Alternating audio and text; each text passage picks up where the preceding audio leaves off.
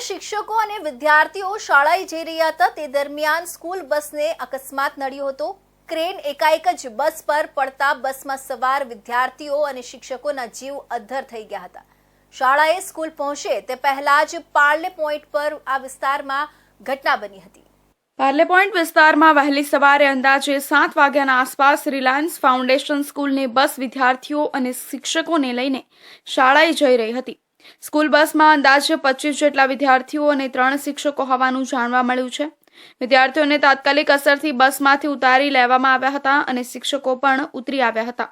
બીજી બસ બોલાવીને બાળકોને તાત્કાલિક શાળાએ મોકલી દેવામાં આવ્યા હતા। ઘટનાની જાણ થતાની સાથે જ પીસીઆર વાન ઘટના સ્થળ ઉપર પહોંચી હતી, જો કે હજી સુધી કોઈ પણ પ્રકારની ફરિયાદ થઈ નથી।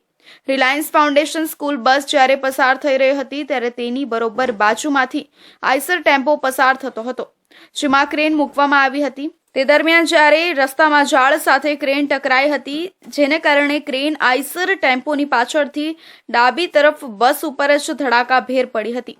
સીસીટીવીમાં સમગ્ર ઘટના સ્પષ્ટ રીતે દેખાય છે કે ક્રેન બસ ઉપર ધડાકાભેર પડી હતી। ડ્રાઈવર કઈ રીતે સમજે તે પહેલા જ બ્રેક મારીને બસ ચાલકે બસને થોભી દીધી હતી।